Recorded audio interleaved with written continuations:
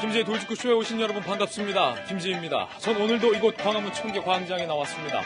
지금 광화문 하늘은요, 당장이라도 비가 쏟아질 듯 깜깜하고 기온은 상당히 습합니다. 아마 추가적으로 비 소식이 더 있을 것으로 예상이 되고 있습니다. 무소속 손혜원 의원에 대해서 검찰이 사실상 투기다, 이렇게 결론을 내렸습니다. 일반인에게 공개할 수 없는 개발 정보가 담긴 문건이 손혜원 의원 보좌관 등에게 전달이 됐고, 그것을 기반으로 손혜원 의원이 상당수 주변 지인들까지 동원하며 땅과 집을 사들였다, 검찰은 이렇게 본 겁니다. 투기의 목적이 있다, 검찰은 이렇게 봤습니다. 이에 대해서 손혜원 의원은요, 과거 검찰에서 0.01%라도 나오면 국회의원직 물러나겠다라고 얘기했는데, 재판에서 드러나면 전 재산 환원하겠다라고 말을 바꿨습니다. 잠시 후 자세히 이야기 나눠보겠습니다. 저는 비가 오나 눈이 오나 매일 아침 이곳에서 여러분을 기다리겠습니다. 김지의 돌직구쇼 지금 라이브로 시작합니다. 잠깐만요.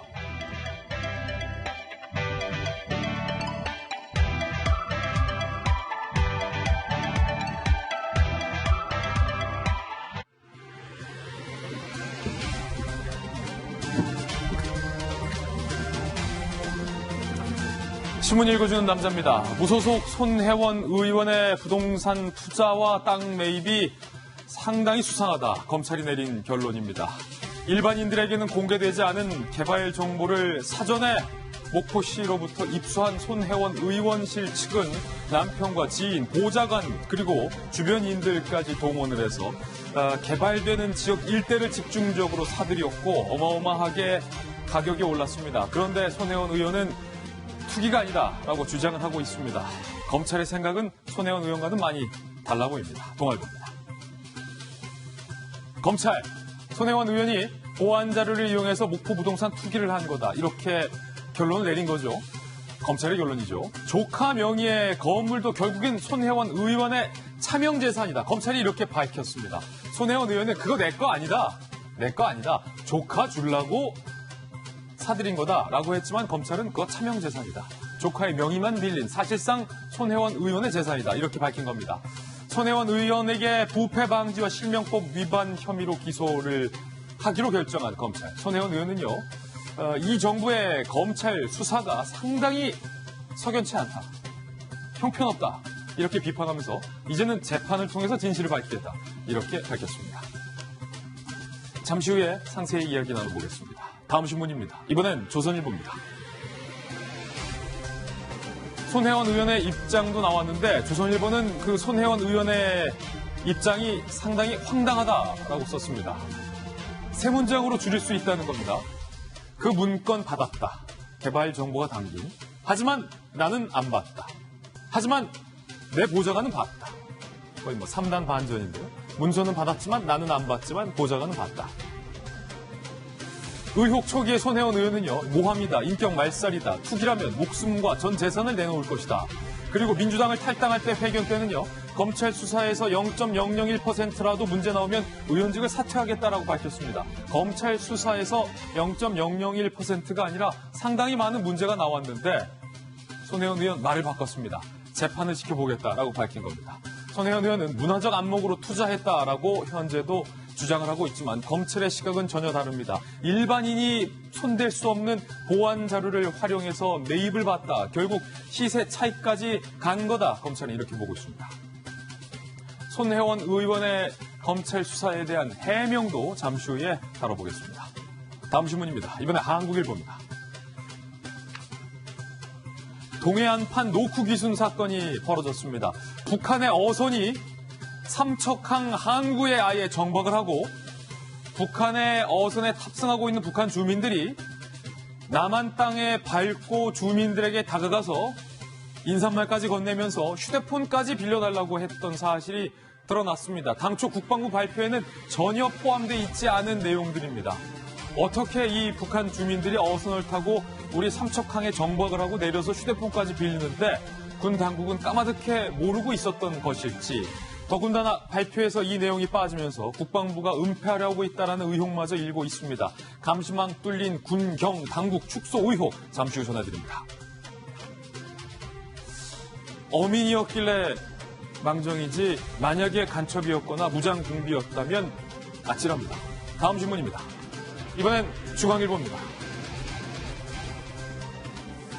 고유정의 의붓아들이 숨지기 전날에도 건강해 보였다는 주위의 증언들이 현재 쏟아지고 있습니다. 전날까지 말짱했고 건강해 보였던 아들이 갑자기 하룻밤 사이에 그것도 5살짜리가 질식사했다. 질식사에 나오는 징후와는 전혀 다른 매트리스까지 흠뻑 젖을 피를 흘리면서 말입니다. 뭔가 이 의붓아들의 죽음이 석연치 않다. 경찰 안팎에서 이런 내용이 나오고 있는데 문제는 경찰이 어떠한 수사에 진척을 못하고 있다는 겁니다. 그리고 이 의붓아들의 죽음뿐만 아니라 전 남편의 죽음과 관련돼서도 아직도 이 유해를 찾지 못하고 있고 급기야 얼마 전에는 동물뼈를 이 전 남편의 뼈다라고 발표를 해서 망신을 당했던 경찰이 이번에 이렇게 발표했습니다. 사진에서처럼. 이번엔 진짜다. 이번엔 진짜다. 김포에서 사람 뼈로 추정되는 뼈 조각 40점을 발견했다라고 발표했는데 이건 이번에 진짜인지 모르겠습니다. 잠시 후에 이야기 나눠보겠습니다. 다음 신문입니다. 이번에 경향신문입니다. 중국의 쓰촨성에서 규모 6.0의 강진이 발생해서 200여 명이 사상을 했습니다. 사진 한번 보시죠. 중국 구조대원들이 상당히 바쁘게 움직이고 있는 모습, 서부 쓰촨성 이빈시 창寧현에서 지진으로 붕괴된 건물들 사이에서 수색 작업을 하고 있는 긴급한 사진입니다. 50여 차례 크고 작은 여진까지 이어졌습니다. 이번 지진으로 최소 13명이 사망하고 200명 이상이 부상을 당했습니다. 80개가 넘는 건물이 완전히 무너지거나 반파된 피해를 입었습니다. 조속히 피해가 복구되고 더 이상 인명피해가 없기를 바라보겠습니다. 다음 신문입니다. 이번엔 한겨레 신문입니다. 손혜원 의원의 이번 검찰 수사와 관련돼서 한겨레 신문 사설을 썼습니다. 소개해드리겠습니다. 사설 제목, 한겨레 신문은 이렇게 제목을 달았군요. 이해 충돌의 소지가 크다. 손혜원 의원의 부동산 매입 석연치 않다라는 겁니다. 사설 본문 내용입니다. 어쨌든 정치인으로서 설사 공익적 목적을 위한 행동이었다 해도 정책적 접근 이외에 자신이 직접 부동산 구매에 나선 것은 이해 충돌의 소지가 다분하다. 유무죄 여부와 별개로 부적절한 행동이었음을 지적하지 않을 수 없다. 한겨레 신문의 사설 내용입니다. 지금까지 신문 읽어주는 남자였습니다. 네, 오늘 아침 저와 함께 등판한 등판 선수 소개를 해드리겠습니다. 저희 돌직구쇼의 전담 변호사, 미남 변호사, 손소 변호사님 나왔습니다. 그리고 할 말은 한다. 민주당의 조응천 의원님, 그리고 강원도의 힘 자유한국당의 이양수 의원님. 오늘 수요일은 현역 매치로 준비되어 있습니다. 두 분 모셨습니다. 눈에 보이는 모든 것을 의심하고 분석하라. 한국이미지전략연구소의 허은하 소장님과 그리고 요즘 시사평론가계의 젊은 피, 생생한 피, 장혜찬 평론가도 나왔습니다. 모두 들어서 오세요. 반갑습니다. 네, 오늘의 키워드 3가지도 함께 살펴보겠습니다. 첫 번째 키워드는요. 이게 상당히 수상합니다. 그리고 의문점 투성입니다. 해상판 노크 귀수 사건 말입니다. 그리고 두 번째 키워드는요. 사퇴 말벗기, 손혜원 의원 얘기입니다. 세 번째 키워드는 이번엔 유해가 맞을까? 고유정과 관련된 새로운 이야기가 오늘도 들어와 있습니다. 하나하나씩 상세하게 전해드리겠습니다. 김지의 돌직구쇼, 오늘의 탑뉴스를 시작합니다.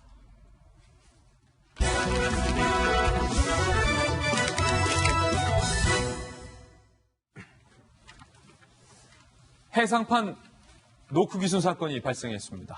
삼척항에 북한의 어선이 정박을 하고 이 북한 어민들이 내려서 우리 주민들에게 나 북에서 왔는데 휴대전화 좀 빌립시다 라고 얘기하는 동안 우리 군경은 까마득하게 모르고 있었다는 겁니다. 동해안에 떠있는 수많은 해상 경비정들과 레이더들은 그동안 뭘 했는지 비판이 나오고 있습니다. 전말부터 함께 보시죠.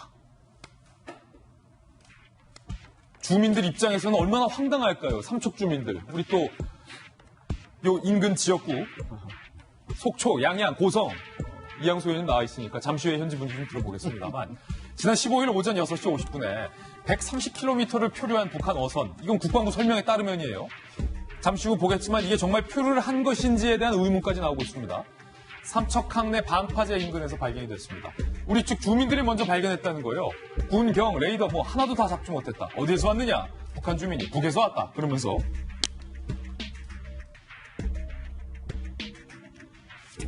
사진에서 보이시는 것처럼 북한 어민들이 스스로 육지 위에 올라와 주민에게 휴대전화 빌려달라. 주민 신고를 받는 경찰과 군이 부랴부랴 출동해서 현장을 통제를 했습니다. 그런데 문제는 군이 이 같은 사실을 쏙 빼놓고 브리핑을 해서 논란이 되고 있습니다. 군 발표 내용은 이렇습니다. 북한 어선 한 척이 삼척항 인근에서 표류 중이다. 그러니까 바다 위에서 발견됐다. 조업 중이던 우리 측 어민에 의해서 발견이 됐다라고 얘기를 했습니다. 어민이 아닌 주민에 의해서 방파제, 부두에서 정박 상태에서 발견됐다라는 사실과는 상당히 좀 거리가 먼 브리핑을 해서 이게 논란이 되고 있는 상황. 일단은 이양수 의원님, 네. 이쪽 동네 지역구 의원님이시니까 네. 주민들 좀 반응이 좀 어떤가요? 황당할 것 같아요. 황당하고 아찔하다. 이게 이제 대체적인 반응입니다. 황당하고 아찔하다? 네. 황당한 거는 처음에 맨 처음 발견하신 분들이 거기 그 부두에서 낚시하시던 분들이었다고 해요. 네. 낚시하시던 분들이 배가 오는데 이게 노를 저어서 오더랍니다. 그래서 우리나라에는 이렇게 노 젓는 배가 없고요. 저렇게 조그만 그 배가 별로 없고. 뭐 노는 보통 유원지에서나 졌죠. 그렇죠. 그리고 위에 사람들이 있는데 행색이 전혀 네. 우리나라 사람들 같지 않아서 도대체 뭘까 하고 이렇게 유심히 봤는데 내려오더니 북한 말씨 쓰면서 전화기를 빌려달라 그러더래요. 뭐 드라마 찍는 줄 알 것 같았어요. 그래갖고 주민들이 이렇게 와서 우승성도 했는데 이제 지금 사진상 네 분인데 네. 한 두 분 정도가 이 방파제 위에 올라와서 어슬렁 거리고 이러더래요. 그래갖고 이분들이 예. 야 빨리 해경에다 연락해라 그랬는데 그 낚시꾼 한 분이 이제 112에다 신고를 해서 예. 맨 처음에 해경이 도착한 게 아니고 육상경찰이 도착을 했어요. 경찰이 왔군요. 네. 그런데 이분들이 그런데 불구하고 이제 아찔하다라고 얘기하는 것은 뭐냐면 여기가 그 삼척항이 그 지방관리무역항입니다. 그렇기 때문에 보안 CCTV가 다 설치되어 있습니다. 이 보안 CCTV는 지방관리무역항임에도 불구하고 국가가 관리합니다. 이 국가가 왜 관리를 하냐? 테러라든지 뭐 그 북한의 침입이라든지 여러 가지 위해 상황에 대비해서 항상 감시하라고 CCTV를 만들어 놓는데 네. 저렇게 북한 주민을 실은 배가 유유히 노를 져서 들어오는데 그걸 보고도 어느 누구도 위험 신호를 감지하지 못하고 아무도 출동 안 하고 결국 주민들과 낚시꾼들에 의해서 신고가 되고 예. 이게 정말 아찔한 순간 아니냐. 군 당국의 발표를 보면 더 황당합니다. 지금 저 사진에서 보듯이 그 물에서부터 높이까지가 1.3m입니다. 네. 1.3m였기 때문에 그날 파도가 1.5m였기 때문에 파도보다 낮아서 우리가 제대로 감지할 수 없었다라고 얘기를 해요. 그런데 앞으로 파도보다 낮은 것들은 다 감지 못하는 거네요. 앞으로 이제 북한 외부에서 우리를 위해할 목적으로 오는 사람들은 전부 다 파도보다 낮은 보트를 타고 오면 되죠. 예. 근데 실제로 이제 삼척 항의 이제 군 관리 시스템에 의해서 군 레이더에 의해서 10km 정도를 이제 다 할 수 있는데 사고가 난 다음에 확인을 했더니 보이더라는 거예요, 점이. 그렇다면 미연에 방지했어야 될 것을 못한 거죠. 그리고 저게 지금 북한에서 우리나라까지 130km를 타고 내려올 만한 배냐? 예. 이게 참 의심스러운 거예요, 저게. 동력은 어떻게 됐냐. 이런 것들이 전혀 군내에서 제대로 발표를 하지 않고요. 그래서 제가 지금 어제 해양수산부와 해경에다가 저 예. CCTV 원본을 제출해달라. 언론인들이 제출해달라고 그렇게 보여달라고 했는데 다 안 보여주더라는 겁니다. 예. 그래서 어떻게 정말 들어온 건지 제대로 한번 확인해 보려고 달라는데 이거를 지금 국회의원한테도 제출을 안 하고 있어요. 지금 이양수 의원 국회의원이 달라고 CCTV를 했는데도 지금 안 하고 있습니다. 군경이 안 주고 있다. 예. 이거는 군과 해수부와 해경 이 모든 그 종합 시스템들이 국민들한테 쉬쉬하기만 하지 제대로 된 사실을 알려서 앞으로 이런 것들을 미연에 방지하는 그런 노력들이 전혀 이루어지지 않고 있어서 저 발생부터 그다음에 이 조치까지 예. 전체적으로 부실투성이다. 이것은 국회에서 제대로 다루고 언론에서도 앞으로 심각하게 다뤄야 될 사안이라고 생각합니다. 예, 이 북한 선박이 수상한 점이 한두 가지가 아닙니다. 과연 이 양반들이, 이분들이 정말 북한의 평범한 어민이 맞느냐라는 의문점부터 과연 표류해서 온 것이 맞을까? 다양한 의문점들이 전문가들에 의해서 제기되고 있는데 함께 보시죠. 첫 번째, 표류한 선원들의 모습으로는 보이지 않은 상당히 건강해 보이는 상태라는 겁니다. 그리고 그 어선 위에 어민들의 어망이 실렸는데 이게 정말로 사용했던 어망으로 볼 수는 없을 정도로 사용 흔적이 전혀 없고 어망이 너무 작다. 그러니까 뭔가 어망, 낚시를 위한 어망이 아니라 그냥 뭐 어민으로서 연출하기 위한 소위 말하면 그런 의문점도 나오고 있다는 거예요. 그리고 사진에서 봤지만 이 북한 선박에 타 있던 어민들 6월의 여름 날씨에 두꺼운 방한복을 입고 있었다.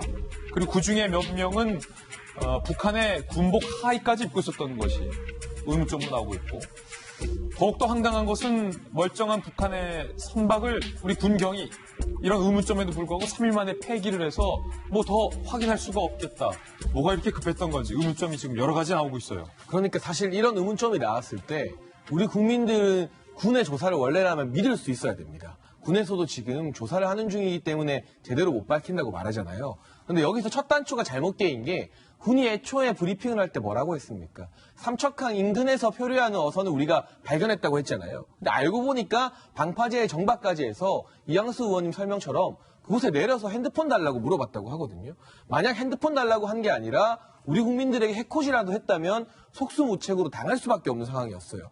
여기에 대해서 정확하게 설명하고 이러한 경계가 치밀하지 못한 부분에 대해서 우리 군이 재발 방지 대책도 내놓고 사과를 해야 되는데 지금은 뭐 어쩔 수 없다. 우리의 삼중 경계망이 뚫린 것 인력으로 어떻게 할 수 없다.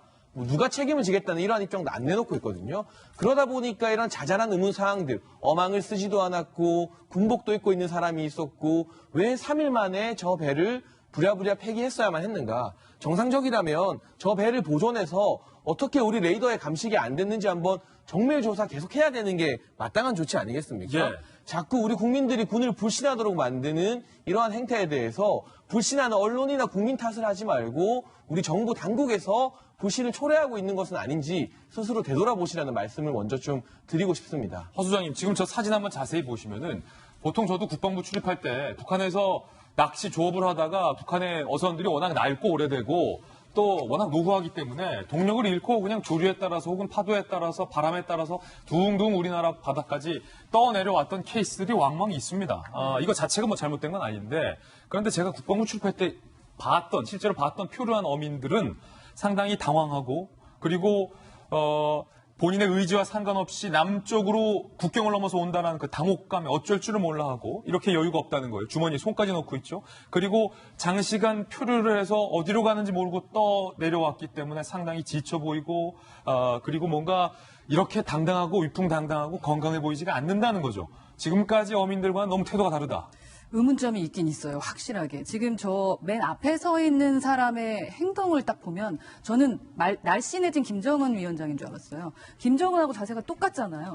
권위 있는 자세를 가지고 무언가를 진두지휘하려고 하는 모습처럼까지 보이는 저 모습. 아까 130km를 저 배로 오면 피곤할 텐데, 그리고 두렵지 않을까. 그랬을 때는 뭔가 이렇게 상황을 살피고 말씀하셨던 것처럼 뭔가 움츠려져야 되는데 당당하게 가서 전화기 빌려달라까지 했다라는 거는 확실하게 의문점이 있는 것 같습니다. 어디다 걸라고? 예, 전화기를 어디에 빌렸을까? 도대체 전화를 하려고 하는 걸까? 북한에서 왔다면 그 부분은 정말 우리가 한번 좀 의심하게 되고요. 여기서 이제 국민의 입장에서 저희는 누구를 정말 믿으라는 건지 오늘 보면요, 손혜원 의원에 의하면 검찰을 못 믿죠. 보유정 사건을 보면 경찰을 못 믿죠. 이제 이 사건 보면은 군인을 못 믿어야 되는 거예요. 이렇게 하다 보면 도대체 우리 국민들은 누굴 믿고 살라는 건지 확실하게 좀 알려주셔서 두려움이 없게 해주시는 것이 좀 필요하지 않을까라는 생각도 듭니다. 예, 조홍천 의원님, 또 네. 이게 더운데 이분들이 방한복을 입고 왔다는 것도 네. 이것도 좀 통상적이진 않아요. 제가 뭐 이래 보여도 해군 대위 출신입니다. 해군대위 조홍천, 예. 그럼요. 함상훈련 할 때 보면요, 바다로 나가면 되게 춥습니다. 음. 거기다가 풍랑이라도 몰아치면은 바닷물이 들이치는데 통상 바다에 나갈 땐 좀 두껍게 입는 게 맞습니다. 방금 허은하 소장님 말씀하셨다시피 휴대전화 빌려달라. 저는 그걸 보고 참 이 사람들이 어디다 걸라고 한국 내 대한민국에 아는 사람이 있단 건가? 예. 혹은 우리 휴대전화를 빌려가지고 북한에 있는 자기 지인한테 우리 지금 이까지 떠내려왔다라고 얘기를 하려는 건가? 나 삼척인데 도대체- 나왔어, 뭐. 이게 이 점은 반드시 조사가 돼야 될 것 같아요. 예. 휴대전화를 가지고 누구한테 무슨 얘기를 하려고 했던 건지. 상당히 예리한 지적이에요, 예. 조홍천 의원님. 정말 그건 이해가 좀 되지 않습니다. 어쨌든 이 모든 것이 군에서 발표한 초동 발표가 부실하고 미흡하다 보니까 이렇게 연쇄적으로 불신을 지금 받게 되는 건데 그동안에 네. 우리 군이 보여준 태도, 군 특성상 그 밀폐된 조직이고 군사 보안을 항상 유지해야 되는 그런 걸 감안을 하더라도 이런 정도의 사안에 대해서는 군사 기밀이 아닌 거에 대해서는 처음부터 확실하게 자세하게 명명백백하게 국민들한테 설명을 하고 또 이해를 구하고 잘못된 게 있으면 고치겠다라고 하고요. 그리고 지금이라도 빨리 철저한 조사 통해 가지고 우리 경계태세에 구멍이 없는지 또 잘못된 사람이 있으면 문책도 하고 해서 조속히 예. 종합적인 결과를 국민들께 내놔야 할 것입니다. 안 그러면은 이거 어디 불안해가지고 살겠냐 하는 목소리가 또 나올 것 같습니다. 예, 손수호 변호사님, 특히 사건을 워낙 많이 해보셨으니까 물론 이게 형사 사건은 아니지만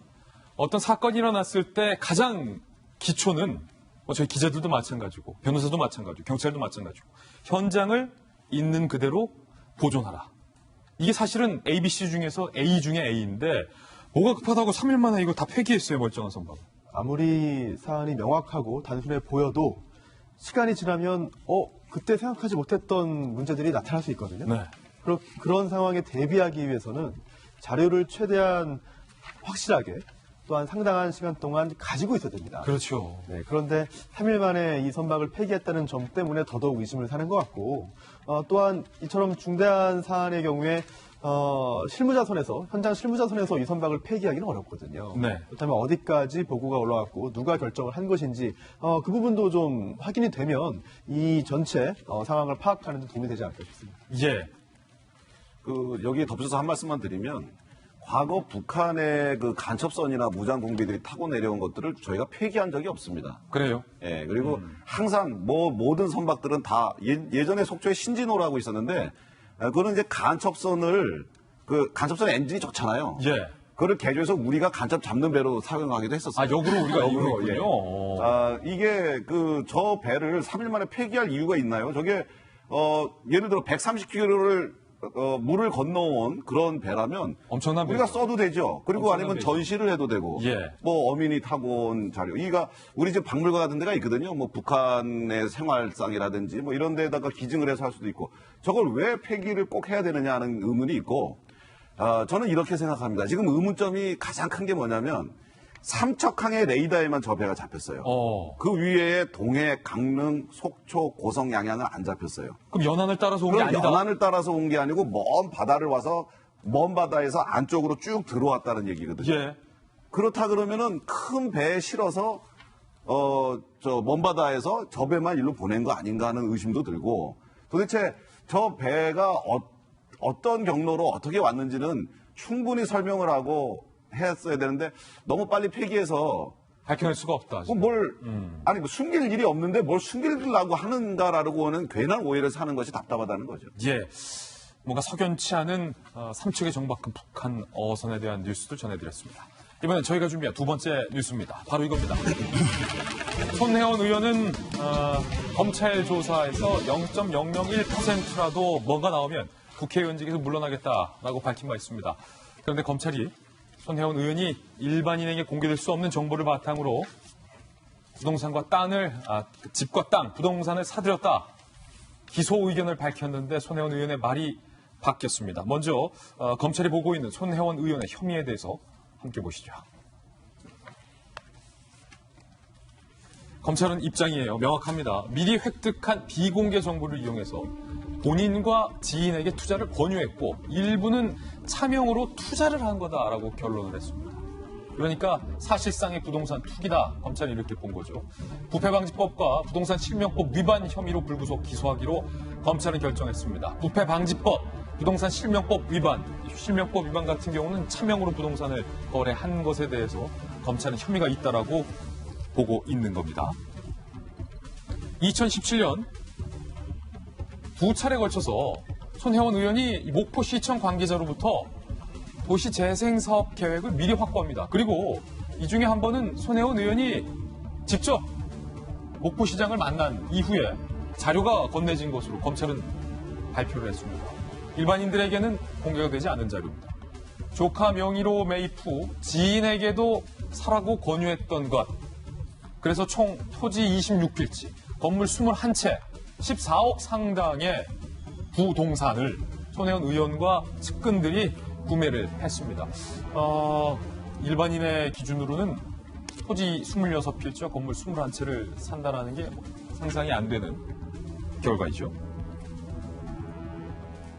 이 의혹과 관련돼서 손혜원 의원은 과거 검찰에서 조금이라도 나오면 국회의원직을 걸겠다고 밝혔습니다. 그 이야기 들어보시죠. 0.001%라도 SBS와 다른 언론들이 하는 이야기에 관련이 있다면 검찰 조사를 통해 그런 사실이 밝혀진다면 그 자리에서 저는 국회의원직을 내려놓겠습니다. 검찰 조사에서 그런 사실이 밝혀진다면 국회의원직을 내놓겠다. 검찰 조사에서 밝혀졌는데 손혜원 의원의 입장이 바뀌었습니다. 이제는 재판으로 갑니다. 억지스럽다. 검찰 수사 결과 납득 어렵다. 재판을 통해서 밝히실 경우에 전 재산 기부를 하겠다. 장희찬 평론가. 지금 저는 손혜원 의원 발표만 보면 핍박받는 야당 국회의원의 발표가 생각나요. 그런 거 아니잖아요. 지금 물론 무소속이긴 하지만 그냥 여당 초선이 아니라 사실은 정권의 실세가 아니냐. 그리고 민주당에 들어왔을 때부터 홍보위원장이라는 게 매우 고위직으로 민주당에 들어왔던 그런 분입니다. 레드카펫을 깔아줬던 분이고 저 검찰에서 0.1%라도 뭐가 나오면 사퇴하겠다는 기자회견 하고 나서요. 홍영표 원내대표가 무슨 보좌관인 것처럼 저 옆에서 기다리고 있어요. 예. 그리고 기자회견 끝나니까 손혜원 의원이 원내대표의 등을 막 두드려줍니다. 저는 탈당 기자회견에 당시에도 화제가 됐지만 원내대표가 대동하는 것도 참 낯선 광경이었습니다만 그렇죠. 마치 응원하는데 마지못해 떠나보낸다는 듯이 저렇게 어깨에 손을 올리고 응원하고 이런 모습도 참 생경했는데 이 지금 사진만 보면 위계 질서가 원내대표가 위가 아니라 초선 문제가 혐의를 일으켜서 무리를 일으켜서 당을 나가는 초선 의원이 당대표 같고 홍영표 원내대표가 오히려 무리를 일으켜서 나가는 초선 같아요. 네, 그때 홍영표 원내대표 무슨 말 했냐면 당 지도부에서는 탈당을 만료했다고 했습니다. 그때 그 만료 때문에 만약 탈당을 안 했다면 지금도 여전히 민주당 소속인 거겠죠. 그런데 이제 민주당에서는 이제는 우리 당 아니니까 무슨 상관이냐면서 침묵을 하고 있고요. 손혜원 의원 검찰 조사에서 뭐가 나오면 그만둔다 했는데 이제 재판 간다 했잖아요. 만에 하나 1심에서 불미스러운 결과 나오게 된다면 3심까지 가자고 하실 겁니다. 예. 근데 지금 국회의원 임기가 1년도 안 남아 있어요. 결국에는 어떤 판결이 나오건 상관없이 국회의원 임기 4년은 다 채우게 됐다. 물러나지 않겠다. 네, 그런 말씀을 드리는 것이고 이게 정치자금법 위반이라면 6개월 안에 판결이 나야 됩니다만 그런 부분이 아니기 때문에 1심 판결조차도 언제 날지 모르는 상황에서 본인이 말한 정말 0.001%라도 떳떳하지 못한 결과 나온다면 전재산 기부하고 국회의원직 사퇴하겠다는 약속은 공허한 말에 불과했었던 것인지 그 부분 꼭 묻고 싶습니다. 예, 손혜원 의원의 말이 확실히 많이 바뀌었습니다. 검찰 수사에 대해서 억지스럽다라고 비판을 했는데 이에 대해서 검찰 관계자들의 이야기도 오늘 저희가 취재가 됐습니다. 검찰 내부의 이야기 들어보시죠. 실제 차익을 얻은 것과 상관없이 의정 활동 중 알게 된 비밀 정보로 부동산 거래를 했다면 그것만으로도 범죄다. 손혜원 의원의 해명에도 불구하고 검찰은 그 범죄 갖고 그러냐라는 반응을 보이고 있는 거죠. 손혜원 의원이 반박을 했는데요. 이렇게 반박을 했습니다.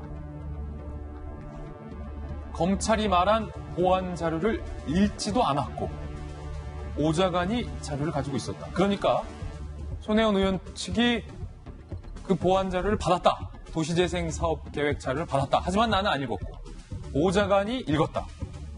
라고 반박을 해서 오늘 조선일보는 황당하다 참으로 이렇게 기사를 썼고 한겨레신문도 사설에 석연치 않다라고 비판을 하고 있는데 허은하 소장님, 네.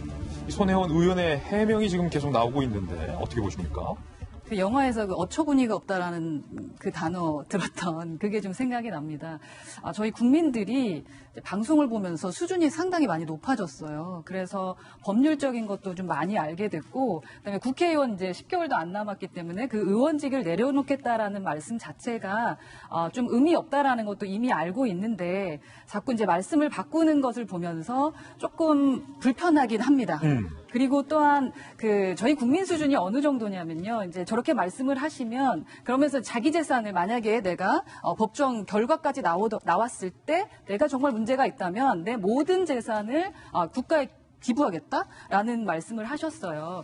근데 또 그거에 대해서 이제 국민이 생각했던 그 댓글을 확인해 보니까 국민들의 댓글엔 이러한 댓글이 상당히 많았습니다. 만약에 그러한 법적으로 문제가 생겼다면 그때는 기부를 하는 게 아니라 법적으로 그 비용 자체가 그러니까 가져가게 되거나 그리고 그분은 구속이 되어야 되는 것이 맞는 거지 그때 와서 기부를 한다는 것이 맞느냐. 예를 들어 도둑질하고 나서 이게 내가 걸렸으니까 이제 이 모든 돈을 기부하겠다라고 말하는 것과 무엇이 다른가라는 말씀들이 지금 줄을 이루고 있습니다. 예. 좋은 말씀인 거 알고 또한 처음 의도는 분명 좋은 의도였을 거라고 믿고 싶습니다.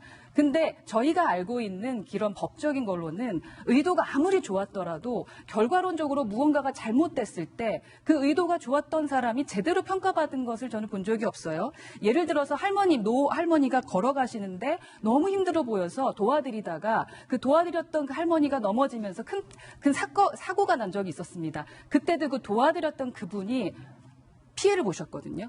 그런 것들이 법이라고 배웠습니다. 지금 와서 국민들에게 말장난처럼 보이는 그 말로써 저희에게 무언가를 자꾸 이렇게 국민의 민심을 바꾸려고 하는 노력들을 하시는 것이 조금 안쓰러워 보이고 또한 우리 국민들의 수준이 많이 높아졌다는 말씀을 꼭 드리고 싶었습니다. 예, 검찰이 어제 발표에 따르면 특히 조카의 명의로 손혜원 의원이 사들인 창성장에 대해서 손혜원 의원은 그거 내 거 아니다. 조카들 주려고 산 거다라고 밝혔고 검찰은 이에 대해서 차명이다라고 결론을 내린 건데요. 일단 손혜원 의원의 이야기부터 좀 먼저 들어보겠습니다. 그들이 활동을 하게 만들기 위해서 제가 적법하게 증여를 해서 그들이 들어오게 만들어서 들어와서 살고 있어요. 그 얘기는 그만 받겠습니다. 네, 이해 충돌은 지겨워서 못하겠습니다. 여러분들도 저한테 사과하셔야 됩니다. 제가 목숨 걸고 투기와 차명은 제가 싸울 겁니다. 그건 아닙니다. 그런데 검찰의 시각은 손혜원 의원과는 상당히 달랐습니다. 이거 누가 봐도 차명이다. 검찰이 이렇게 밝혔습니다. 창성장 운영 전반에 대해서 손혜원 씨가 최종 결정한 사실도 확인이 되었기 때문에 그리고 명의자가 납부할 증여세를 손혜원이 송금한 돈에서 납부한 사실 수리비가 매매대금보다 더 많음에도 수리비 전액을 손혜원 씨가 부담한 점 등을 이유로 차명으로 판단했습니다. 이에 대해서 오늘 한 조간신문에 이 목포 주민들의 인터뷰도 실렸는데요. 이른바 목포 민심 어떤 반응들을 보이고 있는지 함께 살펴보시죠.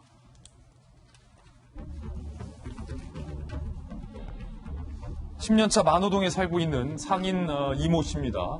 네, 그럴 줄 알았단께. 투기지 왜 투기가 아니요. 다 자기 잘 되자고 돈 쏟아부은 거지. 그리고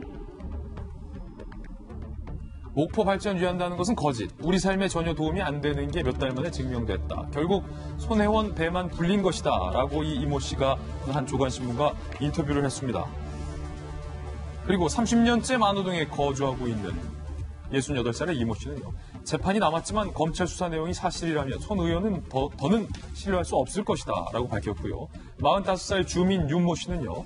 투기 의혹이 불거지기 전에 손 의원과 같이 찍은 사진을 삭제했다. 세입자 입장에서 투기 바람이 불어서 월세가 올랐는데 누가 좋아하겠느냐라는 얘기들이 오늘 조간신문에 인터뷰가 된 내용을 저희가 좀 흠토막 소개를 해드렸습니다. 이양수 의원님, 그러니까 손혜원 의원의 주장과는 달리 검찰은 손혜원 의원이 국회의원의 신분을 이용해서 일반인이 접근할 수 없는 이른바 도시개발 정보를 입수하고 그것을 기반으로 해서 본인과 보좌관과 남편과 지인들에게 땅을 사들여서 상당히 긍정적인 투자 효과를 봤다. 그리고 차명으로까지 부동산을 샀다. 이렇게 보는 거죠. 제가 보기엔 검찰 입장이 그렇고 그게 맞는 시각인 것 같아요. 국민들도 그렇게 생각하고 있고. 왜냐하면은 문제가 되는 창성장이 조카의 명의로 돼 있는데 그 조카가 군대에 있었어요. 맨 처음에 기자분이 그 조카한테 물어봤거든요. 그걸 매입한 일이 있냐. 그러니까 저는 어른들이 하는 일에서 저는 잘 모릅니다. 이렇게 얘기를 했거든요. 그러니까 그 조카가 직접 개입된 그 거래가 아니었기 때문에 이거는 차명이 거의 분명할 것 같고요. 그럼에도 불구하고 손혜원 의원이 저렇게 계속해서 무죄를 주장하고 이렇게 하고 있는데 이거는 처음에 의혹 초기에는 이게 인격 말살이다 모함이다 투기라면 목숨도 내놓겠다. 전 재산을 내놓겠다. 이렇게 얘기했었단 말이에요. 그리고 나서 탈당 회견에서는 0.001%라도 검찰조에서 문제가 나오면 내가 의원직을 사퇴하겠다. 그런데 이제는 재판으로 또 바뀌었어요. 말이 계속 바뀌고 하고 있기 때문에 좀 믿기가 좀 어려울 것 같고요. 네. 지금 그 손혜원 의원이 그 부동산을 매입한 지역에 거기가 이제 근대문화 역사 공간을 만드는 곳이었잖아요. 그게 도면이 계속 바뀝니다, 위치가. 처음에 광주시에서 이렇게 했던 데와 그 다음에 했던 데 이게 몇 차례 바뀌는데 그 손혜원 의원이 집중적으로 매입한 지역이 자꾸 조금씩 더 들어갑니다. 그런 걸로 봐서 검찰이 종합적으로 판단해서 제가 보기엔 이번 수사 결과를 내놓은 것 같고요. 그래서 손혜원 의원도 이제 좀 반성하고 잘못을 좀 인정하고 재판을 받는 것이 본인한테 더 좋을 것 같고 손혜원 의원이 그러면 광주시에 그런 막강한 영향력을 초선원이 가질 수 있었겠느냐 하는 그런 의문들이 있어요. 근데 세간의 사람들이 손혜원 의원이 지금 대통령 영부인과의 그 오랜 친구 관계를 빌미로 삼아서 위세를 많이 떨고 다녔다라는 게 이제 전원들이에요. 그래서 그런 것들로 했었다면 이건 더 큰 문제다. 이건 권력형 비리로도 또 문제가 비화될 수 있는 거다라는 생각을 하고 있고요. 사실 검찰에서도 지금 좀 봐주고 있는 느낌이 듭니다. 뭐 조응천 선배님 여기 검사 출신으로 계시겠지만 또 야당 의원 같으면 제가 보기엔 구속 수사예요. 야당 같으면? 예, 당연히 구속 수사죠. 저 불구속으로 수사한다는 것 자체가 이미 권력 실세에 대한 봐주기 수사 아니냐라는 생각이 좀 들고요. 소환조사, 검찰에서 손혜원 의원 소환조사 하는데 몇 번 했을까? 우리가 뉴스에서 한 번도 못 봤잖아요. 몇 번 했습니까? 비공개로 딱 한 번 했다고 합니다. 그래서 저는 검찰에서 손혜원 의원한테 지나치게 많이 봐주고 있다. 이미 언론에서 밝혀낸 부분에 대해서만 검찰이 인정하는 거 아니냐 하는 그런 축소수사 의혹이 좀 되고 있고 손혜원 의원은 지금 이것뿐만 아니고 국가보훈처를 상대로 해서 본인의 아버지가 독립유공자로 인정받게 하기 위해서 보훈처에 압력을 넣었다고 하는 그런 걸로 고소가 또 되어 있어요. 지금 여러 가지 그 일이 있는데 한 가지가 아니고 여러 가지 이렇게 그 권력을 남용한 그런 상황이 이렇게 보여진다면 아무래도 그게 맞지 않을까 하는 저는 생각이 듭니다. 손수호 변호사님. 네. 손혜원 의원이 워낙 자산이 워낙 많기 때문에 또 손혜원 의원 측 일각에서는 손혜원 의원이 자산이 많은데 굳이 그 낡은 건물도 그렇게 다 사들일 필요가 없다. 정말로 이 도시 개발이 무분별하게 개발되고 이걸 막고 좀 보존하기 위해서 손혜원 의원이 자산을 들여서 산 거다라고 말씀하시는 분들도 있습니다. 그런데 일반인의 기준에서 보면 저희들은 사실은 뭐 집 한 채 사기도 손 벌벌 떠는 사람들이 대부분이잖아요. 개발될 정보를 미리 알고 그 정보를 바탕으로 거액의 돈을 투자해서 땅과 부동산을 이렇게 산다, 차명으로 산다. 만약에 일반인이 이런 행동을 보였다면 우리 법이나 어떤 사정기관의 칼날이 상당히 날카롭지 않겠나. 그렇죠. 일단 지금 정치적인 판단, 뭐 사회 도덕적인 판단과 별개로 검찰이 기소를 했고 이제 법정으로 가는 겁니다. 법정으로 간다. 거기서는 법적인 판단을 해야 되는 거예요. 그래서 상식의 일반적인 그런 경우와 약간 좀 다르다. 그런 행동을 했다고 해서 다 유죄 판결이 나오는 건 아니거든요. 따라서 엄격히 그건 나눠서 보자. 지금 뭐 여러 입장에서 비난하는 거는 뭐 당연히 할 수 있는 것이고 다만 그렇다고 해서 무조건 유죄 판결이 나온다? 이거는 다를 수도 있다. 법원 재판이 있으니까. 네네. 그건 다를 수 있어요. 그리고 또 하나 지금 차명으로 투자한 것이고 또한 투기를 한 것 아니냐라는 그런 입장을 검찰이 보이고 있는데 그 부분에도 약간의 좀 따져볼 부분이 있습니다. 왜냐하면 조금 전에 그 현장에서 발표할 때도 이러이러한 요소들, 즉 손혜원 의원이 직접 물색도 하고 자금도 내고 나중에 그 증여세도 결국은 그 돈으로 냈기 때문에 차명이다라고 했는데 이건 어찌 보면 약간 부족한 부분도 있어요. 왜냐? 차명인 거를 확인하기 위해서 그런 요소들을 보는 것이지 그러한 요소들이 충족됐다고 해서 무조건 차명인 건 아니거든요. 그래서 그 외에 검찰이 아마 재판 과정에서 뭔가를 제출할 만한 부분들을 가지고 있어야 공소 유지가 가능하지 않을까 싶습니다. 조응천 의원님, 네. 민주당 핵심이시고 또 전직 칼잡이 출신이시니까 네.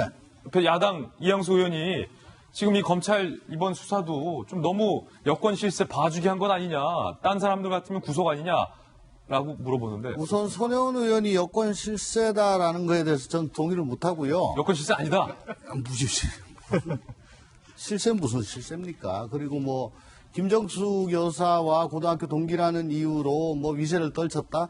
글쎄, 저는 뭐 그 생각 한번 해본 적 한 번도 없고 당내에서 그런 거 고려하는 것도 없을 겁니다. 예. 그리고 검찰이 여권 실세이기 때문에 봐줬다라고 얘기를 하시는 분도 있는 것 같은데 제가 보기에는 이게 검찰이 기소가 좀 무리한 거 아니냐라는 생각까지도 듭니다. 아, 오히려 검찰 기소가 왜냐하면은 무리다. 투기를 했다면 쉬쉬하고 감춰야지 그걸 갖다가 자기 아는 사람들 뭐 수백 명한테 야 여기 좋으니까 이거 사라. 그거 떠들고 다니면서 막 그냥 붐업을 일으키고 더군다나 아까 잠깐 화면도 나왔습니다마는 국회의원들 10수명을 데리고 또 자기 창성장으로 데리고 구경을 다 시켜줘요. 그거 내가 이렇게 투기했습니다. 이거 앞으로 엄청 오를 겁니다. 나 떼돈 벌 겁니다. 라고 자랑하기 위해 아주 데리고 가지는 않았을 겁니다. 예.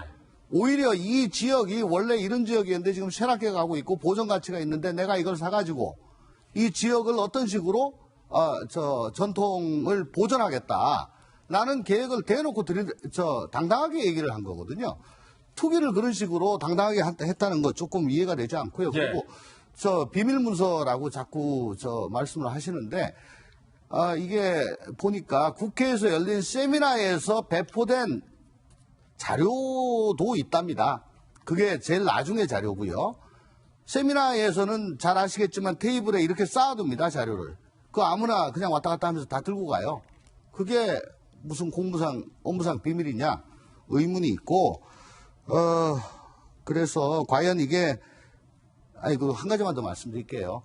저는 손혜원 의원, 그 문화적 안목이 대단히 뛰어나신 분이고, 또 그 문화적 보존 가치가 있는 거를 봤을 때는 물불 가리지 않고, 그게 문화적 보존 가치가 있다고 생각되면 물불 가리지 않고 일로 매진하는 분입니다. 그때 저 같으면은 그 매집을 안 했을 건데, 이분은 이거 보존해야 된다 라는 판단 서면은 그냥 가는 분이에요.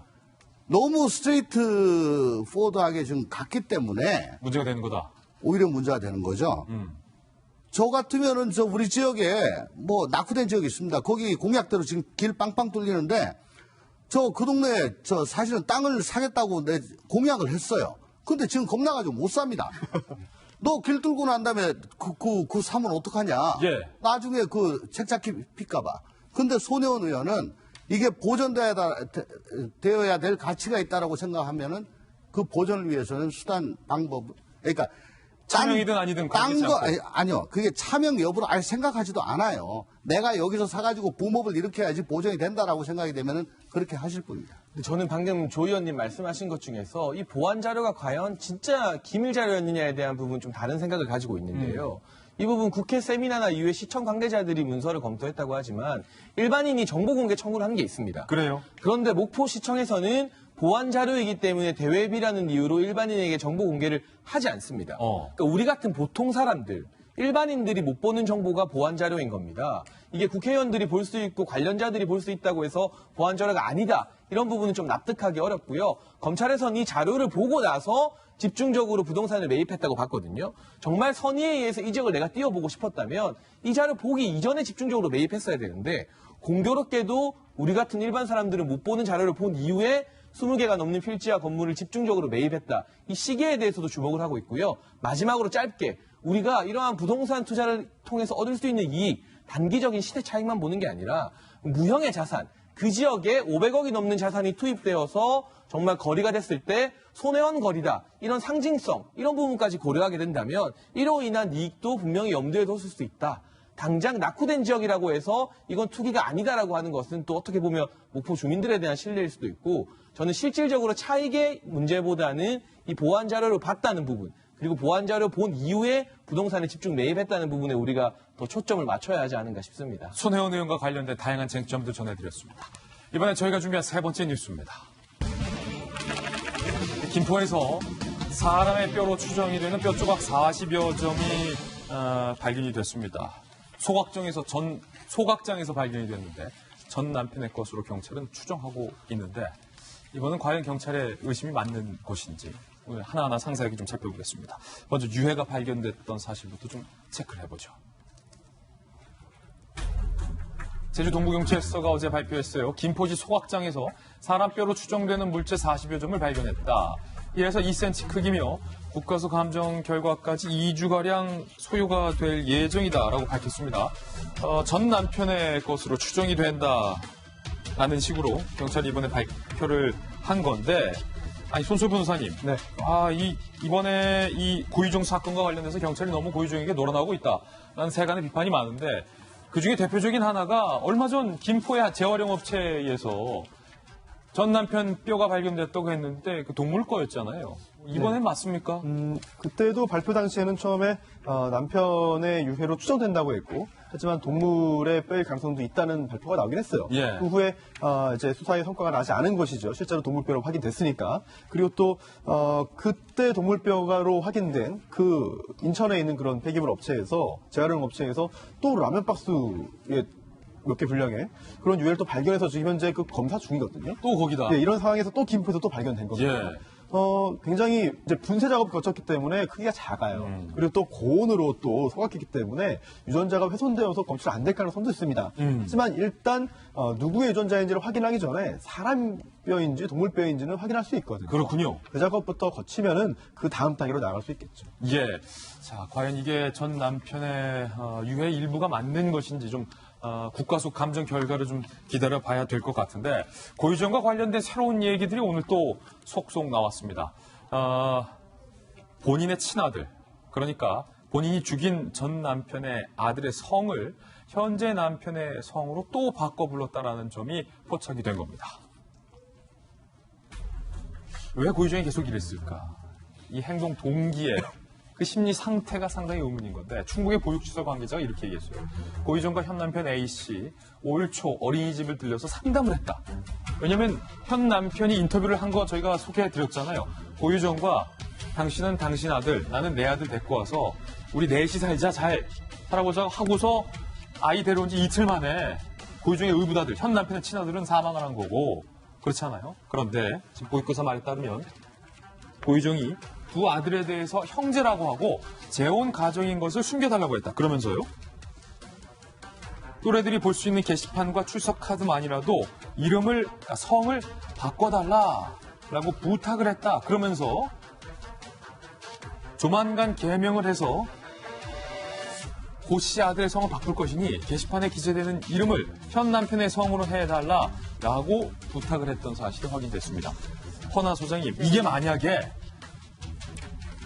고유정이 끔찍한 살인을 저질렀다, 시신을 유기했다, 거짓말을 했다, 경찰을 기만했다라는 사실들을 쏙 빼고 한 여성이 재혼을 해서 아이 2명을 데리고 어린이집에 데려가서 아이의 성을 다른 아이들이 보기에 민망하니까 지금 현 아빠의 이름으로 해달라라고 바꿔 말했다라는 기사였다면 이건 뭐 모성이죠, 뉴스도 모성. 안 되죠. 예, 뉴스도 안 되고, 진짜 모성이 있고 데려온 아이 그리고 키우겠다는 아이 모두 다 잘 키우겠다라는 거구나. 괜찮은 엄마다. 재혼 가정 괜찮다. 뭐 이런 생각을 하게 될 거고, 뭐 말씀하셨던 것처럼 뉴스도 안 됐겠죠. 근데 지금 우리는 너무나 많이 봐왔고, 고유정 씨가 어떤 식으로 일을 해왔고 어떤 사건들을 벌어냈는지 알기 때문에 지금의 저 성을 바꿨다라는 저 뉴스 자체가 더 충격적인 거라는 생각이 좀 듭니다. 그럼 또 우리가 또 추측할 수 있는 것은 진짜로 아들을 데려와서 키우려는 생각은 있었던 것 같다라는 생각은 좀 들잖아요. 그래서 남편하고 정말로 좀 전 남편하고 그것 때문에 사이가 안 좋았었던 걸까. 그리고 쌍둥이처럼 같은 나이라고 하더라고요. 쌍둥이처럼 두 아들을 좀 잘 키워보려고 했던 것이 아닐까. 아무리 긍정적으로 무언가 생각하고 막 이런 생각들을 하게 되는데, 목적이 아무리 순수할다 할지라도 방법과 동기가 저렇게 잔인한 방법이었으면 이것은 강력범죄죠. 그죠. 강력범죄고, 이 사건이 저희 주부들에게, 아니 모든 부모들에게, 모든 사람들에게 두려움으로 오는 것은 상상을 하게 된다라는 거예요. 우리가 추리소설을 자꾸 쓰게 되고 옆에 있는 사람을 못 믿게 된다라는 거. 그게 너무 두려운 거예요. 어느 모임에 갔더니 진짜 이렇게 살아있는 것만으로도 감사해야 될 것 같아. 뭐 마누라한테, 남편한테 감사해야 될 것 같아. 이런 이야기 하고 있습니다. 이게 뭡니까? 빨리 밝혀져야 됩니다. 빨리 밝혀져서 무언가 해결이 돼야지, 이렇지 않으면 정말 국민들 불안 속에 살게 될 것 같습니다. 예, 숨지기 전날에도 이 고유정의 의붓아들이 상당히 건강했다라는 증언이 오늘 나왔습니다. 함께 보시죠. 지난 3월 1일 의붓아들 사망 바로 전날, 직전 날이에요. 고유정 그리고 현 남편, 의붓아들 어린이집의 예비 소집 행사에 참석을 했다. 고유정이 상당히 외부에는 고유정이 다정다감하고 뭔가 자상한 엄마이자 아내 이런 모습이었다는 거예요. 전 남편을 살해하기 전에도 고유정은 자상한 아내의 모습을 외부에 연출했지만 전 남편을 살해했잖아요. 아들의 같은 경우에도 의붓아들 같은 경우 자상한 엄마의 모습. 우리 애가 편식하고 식사 속도가 느리니 아이들 잘 챙겨달라라고 부탁을 해서 주변 사람들은 이 엄마가 다정한 엄마구나라고 알았다는 거예요. 목격자들은 숨진 의붓아들은 체격이 크진 않았지만 건강에 이상이 없어 보였다. 별 문제 없이 건강하게 잘 놀다가 갔다라고 증언을 합니다. 그러고 현 남편과 고유정 부부 사이가 좋은 것 같았고 고유정이 의붓아들을 대하는 모습이 어색해 보이긴 했지만 잘해주려고 굉장히 노력을 하는 모습이었다라고 얘기를 했습니다. 그런데 이 모습, 지금 이 당시에 이 고유정의 모습도 우리가 다 믿을 수 없는 게 장희철입니다. 그렇게 잘해주려 했던 아들이 질식사를 했는데 장례식도 안 갔잖아요. 그 장례식 안 감으로 인해서 현 남편과 갈등이 있었다고 하거든요. 근데 좀 이해가 안 가는 대목이 이 고유정이 현 남편과 잘 지내기 위해서 현 남편과 만든 새 가정을 완벽한 이상향으로 그렸기 때문에 전 남편을 잔인무도하게 살해한 건 아니겠습니까? 그렇다면 웬만해서는 현 남편과 갈등을 안 만들려고 했다고 보여지거든요. 전 남편에게 보여줬던 폭력적인 성향도 현 남편에게는 거의 안 보여줬다고 합니다. 그런데 이 현 남편과 갈등을 빚으면서까지 이 아이의 의붓아들의 장례식에 안 갔다는 것, 여기서 이해할 수 없는 대목이 하나 있고요. 전 남편을 살해하기 이전에, 만나기 이전에 갑자기 안 하던 다정한 말투로 문자를 보내고 이모티콘 보냈다고 피해자 동생이 증언했습니다. 그러니까 뭔가 범행을 저지르기 전에 오히려 더 잘해주는 모습을 보여줬던 거예요. 이 의붓아들 사건과 관련해서 우리가 단정은 할 수 없지만 외부로 보여주는 친절한 모습들이 액면 그대로 받아들이긴 힘들고 이전의 다른 범죄의 알리바이처럼 본인의 알리바이를 만들기 위해서 과장된 행동을 했을 수도 있다. 그리고 고유정의 관심은 어디까지나 이 의붓아들이 아니라 자신의 친아들이 여기로 와서 이 재혼가정의 아들이라는 게 소문 안 나고 잘 지내는데 초점이 맞춰져 있었다. 또 마지막으로 한 가지, 이 의붓아들이 사망한 그날 밤에 고유정이 커뮤니티 사이트에 아이들 행사하자 막 이런 댓글 달았다고 하잖아요. 그러니까 이러한 모든 것들이 사실은 범행의 알리바이를 만들기 위한 치밀한 계산된 행동이 아니었겠느냐. 그런 의심도 현재로서는 배제할 수 없는 상황입니다. 예, 고유정과 관련된 새로운 이야기까지 전해드렸습니다. 이번엔 저희가 준비한 다음 순서입니다. 취재수첩 Y가 준비되어 있습니다. 오늘은 과연 어떤 사건이 준비되어 있을지 저와 함께 사건풀로 이동하시죠.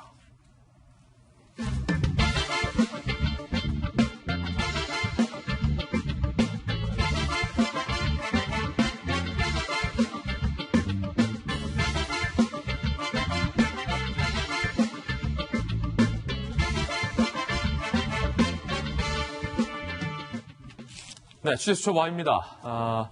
대한민국 최고의 범죄 프로파일러, 배상훈 프로파일러 모셨습니다. 어서 오세요. 안녕하세요. 그리고 손소 변호사님과 함께 이야기 나눠볼 건데요. 첫 번째 사건부터 바로 보죠.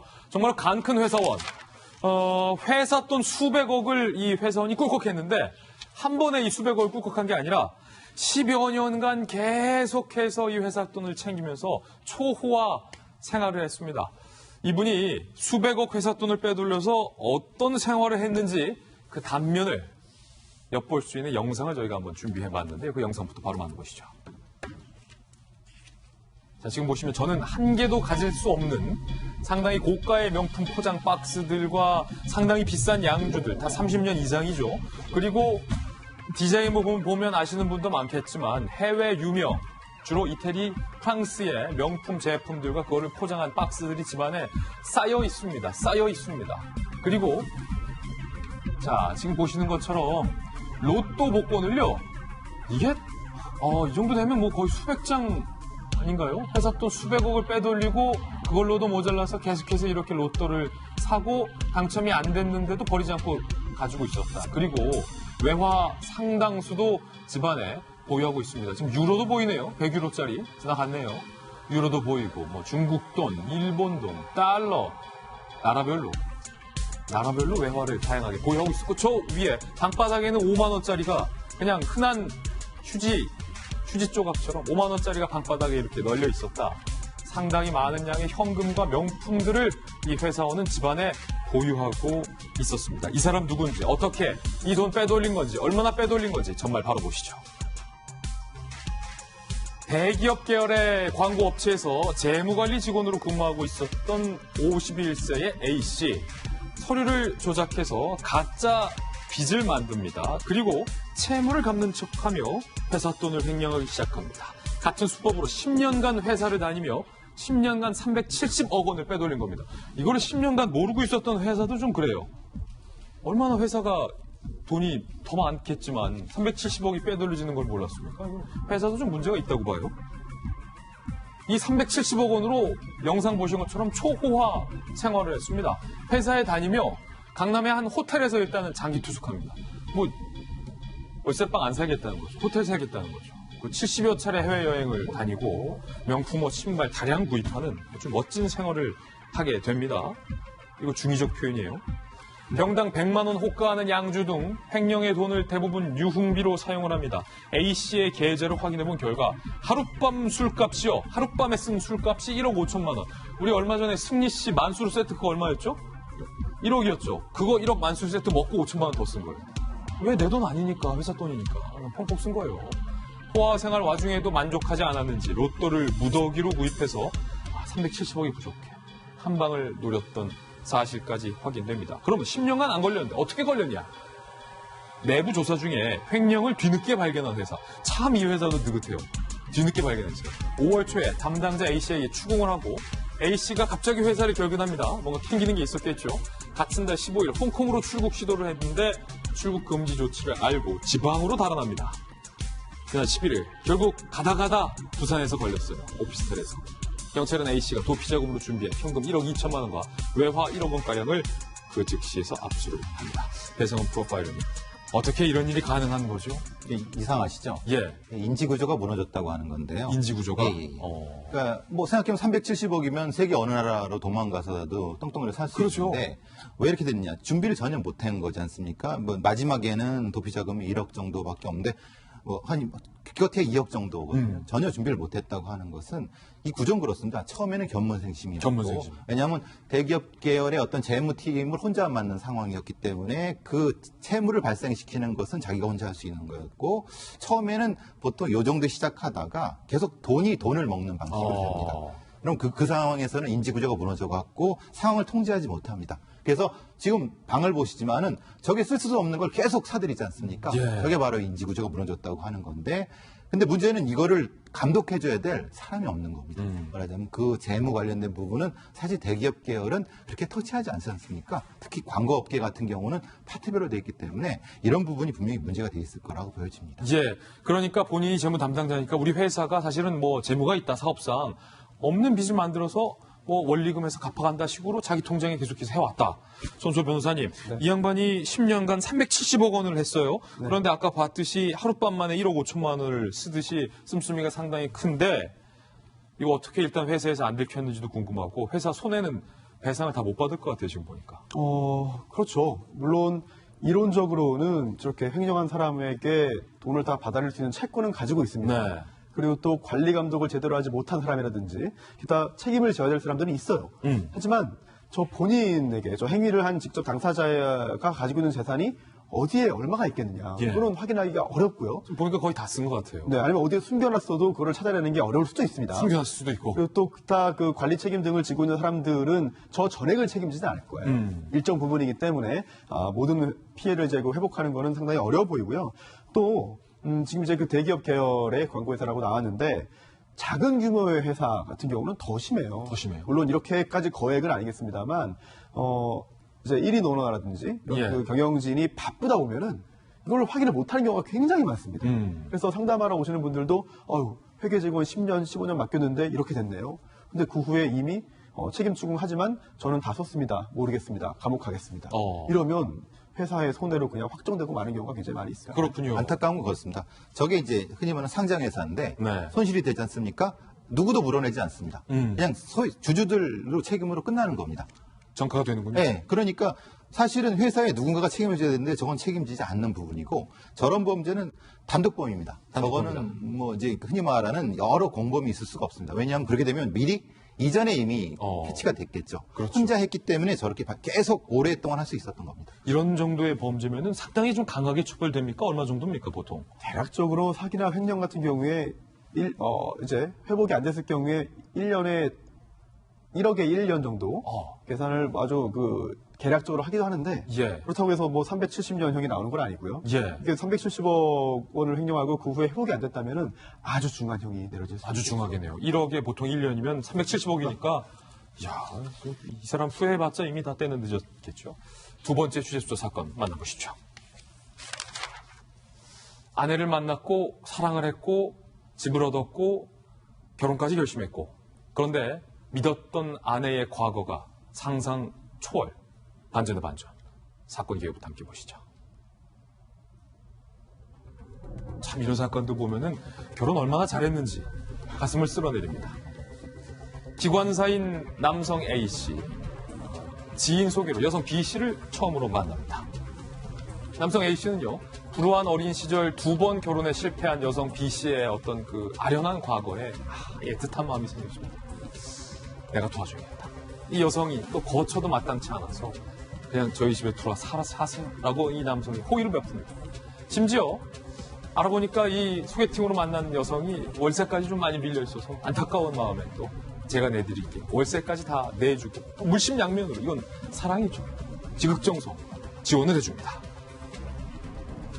기관사 A씨는 원양 화물선에 이제 승선을 했죠. 왜냐면 이 배의 기관사이기 때문에 먼 바다에 나갈 일이 많았잖아요. 원양 화물선에 승선을 해서 그럼에도 불구하고 애틋한 마음에 전화로 이제 잘 있었어? 나 여기 뭐 대서양 앞바다 뭐 이렇게 계속 긴밀하게 통화를 한 거예요. 석 달 뒤 외출을 나온 이 A씨 남성은요. 여성이 사실 나 자기 아이를 잉태했어. 임신 사실을 듣고 너무나 뛸 듯이 기뻐서 그 자리에 혼인신고를 합니다. 그런데 이 아내가 갑자기 연락이 두절됐다는 거예요. 남편 입장에서는 아이까지 있는데 수소문을 하죠. 근데 수소문 끝에 들려온 얘기가 황당합니다. 너희 와이프 감옥에 있대. 구속됐대. 아이까지 있는데 구속됐대. 이 남편이 이 아내와 어찌됐든 연락이 됐어요. 그러니까 이 아내가 믿어달라라고 호소를 해서 또 덜컥 믿고 신혼 집까지 장만을 합니다.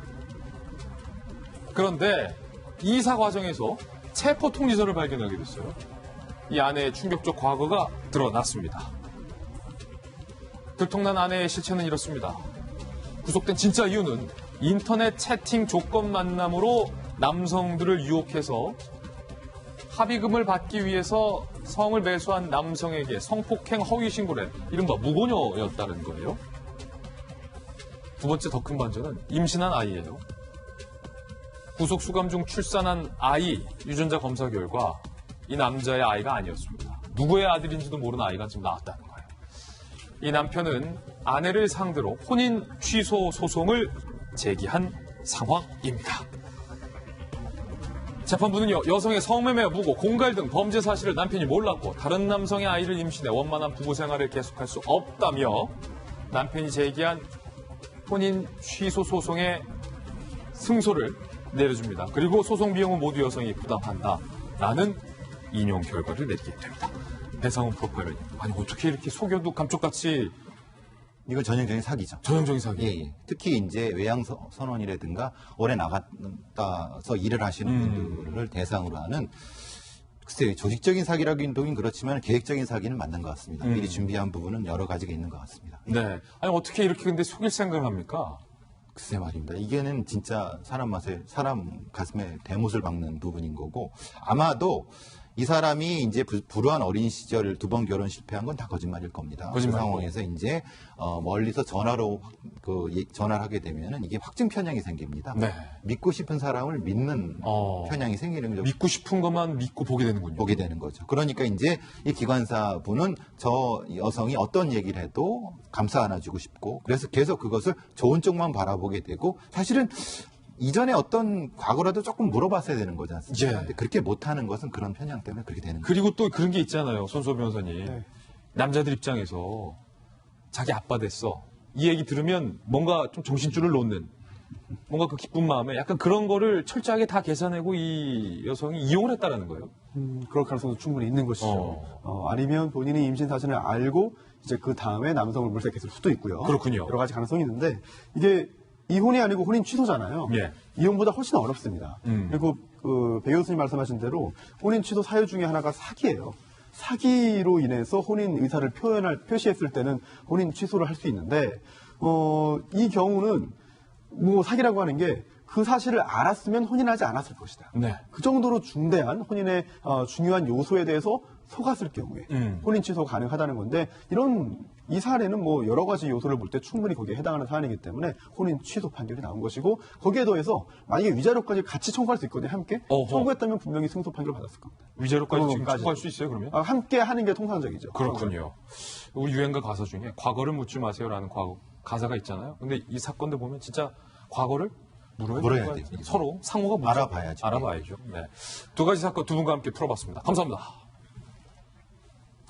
파키스탄의 한 정치인이 SNS 라이브 방송을 통해서 공식 기자회견을 하던 중에 갑자기 모습을 변신해서 화제가 되고 있습니다. 파키스탄의 그것도 정보부 장관인 샤우카트 알리 유사프자이가 그 주인공입니다. 자, 이렇게 말입니다. 이게 라이브 중이에요. 지난 14일 진지한 기자회견 도중 갑자기 분홍색 큐가 뿅 머리에 솟은 겁니다. 올해는 고양이 수염까지 지금 하고 있죠. 알고 보니 이 정보부 직원의 실수로 페이스북 라이브 방송 중에 고양이 필터가 적용이 돼서 내가 모시고 있는 장관을 고양이로 만들어버린 거예요. 그나마 고양이라 다행이에요. 딴 거였으면 얼마나 되지나 뭐. 개나.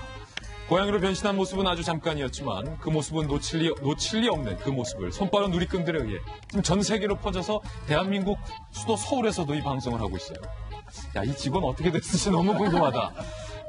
당시 많은 이들에게 뜻밖의 웃음도 줬지만 조롱도 많이 받았습니다. 필터가 켜진 줄도 모르고 진지하게 브리핑 중이었던 유샤프자이 장관은 나중에야 뒤늦게 사실을 알고 인간적인 실수였으니 너무 심각하게 받아들이지 말라. 아, 이분 멋있는 분이네요. 참 보좌관에게 파키스탄의 정치를 인터넷상에 널리 알린 것에 대해서 자랑스럽게 생각한다라고 직원의 등을 두들기면서 감싸 안았다는 후문이 전해지고 있습니다. 이런 것 특히 이제 또 많은 보좌관과 비서관들과 함께 일을 하고 있는 의원들에게 물어보면 잘할 것 같은데 조홍천 의원도 뭐 조홍천 TV 네. 뭐 여러 가지 활발히 활동하고 있는데 직원들이 뭐 실수하기 마련이잖아요. 이건 실수인지 아니면 일부러 그렇게 한 건지 잘 모르겠어요. 오히려 상줘야 된다. 예, 유튜브 라이브를 이렇게 했다는 게 조금 그런데 제가 드리고 싶은 말씀은 파키스탄의 정치라고 한다면은 그동안에 뭐 지아울 하크라든가 부토라든가 그 군부 독재, 네. 그리고 쿠데타, 굉장히 암울한 그런 정치가 떠오르는데 의외로 저렇게 깜찍한 모습 보니까 깜찍합니까? 파키스탄도 이제 민주화가 좀 꽤 진전이 됐나 하는 희망 섞인 그런 그것도 보이고요. 예. 근데 이제 아까 진행자께서 개 뭐 어떻게 하고 돼지 뭐 어떻게 했느냐. 예. 돼지는 이제 할랄 때문에 안 먹는 거 아시죠? 아, 그렇군요. 개는요, 이슬람에서는 굉장히 부정한 동물로. 파키스탄에서는 예. 그럴 뻔했네, 진짜. 걔는 저렇게 했으면 아마 스텝이 잘렸을 거예요. 예. 왜냐하면 무함마드 이슬람의 장시자 무함마드가 박해를 피해가지고 동굴로 갔는데 예. 걔가 거기서 계속 짖어가지고 예. 무함마드가 굉장히 고난을 겪었답니다. 그 뒤로 걔가 그 이후로 걔는 무슬림에서는 예배 장소에 개 있으면 그 예배가 무효가 되고 개가 있는 집엔 천사가 안 온다. 이렇게 할 정도로 걔는 좀 터부시 되는데 고양이는 반면에 천만다행이네. 고양이. 무함마드가 좋아하던 고양이가 무예자라는 고양이가 있는데 예. 역시 무함마드가 동굴에서 자는데 뱀이 와서 물라는 거를 그 고양이가 격퇴를 했대요. 그 이후로 고양이는 무슬림한테는 굉장히 친한 동물이고 이스탄불에 가면 고양이 천국이고 고양이 이마에 M자가 있는 게 무함마드의 M자라고 할 정도로 아, 무함마드의 M자. 무슬림들은 예. 고양이를 좋아합니다. 그래서 아마 저게 용인이 되는 것 같습니다. 아니, 이 백그라운드 스토리를 들어보니까 이영수 의원님, 이거는 그럼 보좌관이 좀 기획한 거네요. 그 나라에서 성스럽게 여기는 거고. 글쎄요, 이게 이제 파키스탄 정의운동이라는 PTI라고 하는 정당에서 발생한 일인데. 그렇군요. 예, 파키스탄 분위기가 사실은 이슬람이기도 하고 그래서 저런 거를 아마 의도해서 할 수 있을 정도로 그렇게 자유로운 분위기는 아닐 거라고 생각을 하고 있어요. 그리고 또 의도해서 저렇게 했다고 하면 저렇게 반향을 이끌어내거나 이러지 못할 거고 아마 우연히 좀 실수로 생겨난 일인데 그것에 대한 정치인들의 태도나 대처가 너무나 대범하고 그러시고 또 정치인다운 그런 모습을 보여줬기 때문에 저게 회자되고 박수받고 그 배경까지 이렇게 놀이가 되고 전 세계 뉴스에서 다뤄지는 거 아닌가 싶습니다. 예. 우리나라 정치인들이 한번 좀 눈여겨볼 만한 대목 아닌가 싶습니다. 앞으로 이 사람 뜰 것 같아, 이 사람. 박원순 서울시장이 이 심혈을 기울여서 추진해온 직접 민주주의 실험에 제동이 걸렸습니다. 박 시장이 관련 조례를 직접 발의하고 추진하는 핵심 공약이었던 서울민주주의위원회 설치 관련 조례안이 만장일치로 부결된 것. 그러니까 시장이 민주주의위원회를 설치하겠다 했는데 의회에서 다 부결시킨 거예요. 서울민주주의위원회는 서울시 사업 예산 편성 과정에 시민의 참여를 보장하는 게 주된 내용인데요. 시의회가 이렇게 만장일치로 부결한 것은 매우 이례적입니다. 더군다나 전체 의원 12명 중 민주당 소속이 10명으로 결국 민주당 의원이 반기를 든 것과 마찬가지. 모호한 정체성, 시의원 예산 편성권 침해 등의 부결 이유를 들었지만 민주당 의원으로 구성되어 있는 서울시 의회가 박원순 시장의 야심작을 가차없이 부결시킨 것에 대한 설명으로는 좀 부족하다라는 의견이 지배적입니다.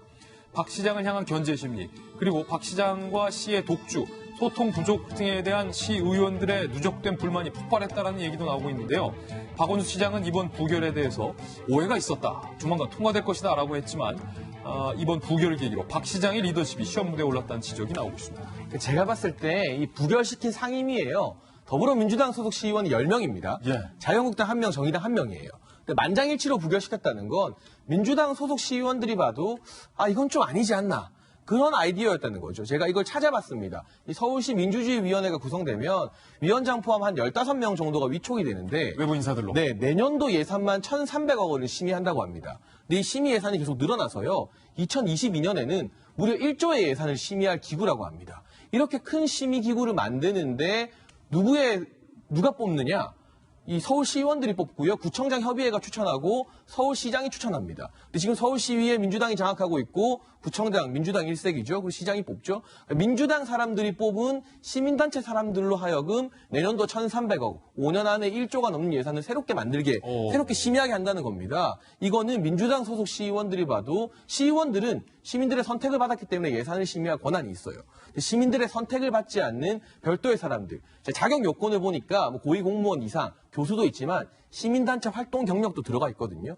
결국 박원순 시장과 가까운 시민단체 사람들에게 또 다른 권한을 몰아주려는 것이 아니냐. 이런 견제 심리가 오죽하면 민주당 시의원들마저도 하게 됐을까. 그런 점에서 이걸 무리하게 다시 시도하겠다. 지금 시의회 분위기는 본회의 상정 다시 안 하겠다는 거거든요. 그래요? 언론 보도를 보게 되면 박 시장이 시의원들과 소통도 많이 해야 되지만 이러한 안을 갖고 온다면 시민들에게도 더 적극적으로 설명할 의무가 있지 않은가 싶습니다. 예, 박원순 시장의 리더십이, 시정 리더십이 이번에 좀 도마 위에 오른 것 같아요.